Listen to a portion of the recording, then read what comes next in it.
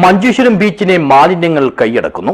ഇതിനെതിരെ മത്സ്യത്തൊഴിലാളികളും വിനോദസഞ്ചാരികളും പ്രതിഷേധവുമായി രംഗത്ത് വരുമ്പോഴും നടപടിയെടുക്കാതെ അധികൃതർ അവഗണന തുടരുകയാണെന്നാണ് ആക്ഷേപം. ദിസ് ന്യൂസ് സ്പോൺസർഡ് ബൈ ഗുണമേന്മയോട് കൂടിയ ഉൽപ്പന്നങ്ങൾ മിതമായ നിരക്കിൽ Sreekrishna hardwares MG road Kasaragod. വിനോദസഞ്ചാര ഭൂപടത്തിൽ ഇടം പിടിച്ച മഞ്ചേശ്വരം ബീച്ച് ഇപ്പോൾ മാലിന്യങ്ങളുടെയും തെരുവ് നായ്ക്കളുടെയും പിടിയിലാണ്.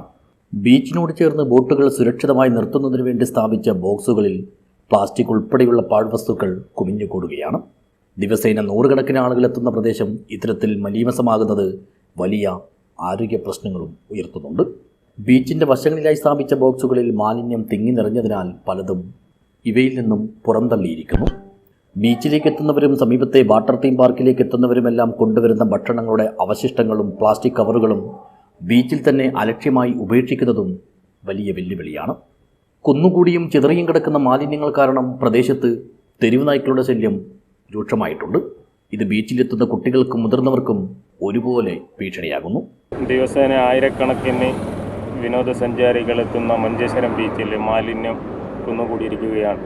ഇതിനെ അടിയന്തരമായി പഞ്ചായത്ത് നീക്കം ചെയ്ത് ബീച്ചിനെ സംരക്ഷിക്കണമെന്നും ഇത് അടിയന്തരമായി നീക്കം ചെയ്യണമെന്നും അതേപോലെ തന്നെ അവിടെ ഡസ്റ്റ്ബിൻ സ്ഥാപിച്ച് ബീച്ചിനെ സംരക്ഷിക്കണമെന്നും പഞ്ചായത്തിനോട് അടിയന്തരമായി ഇടപെടൽ നടത്തി.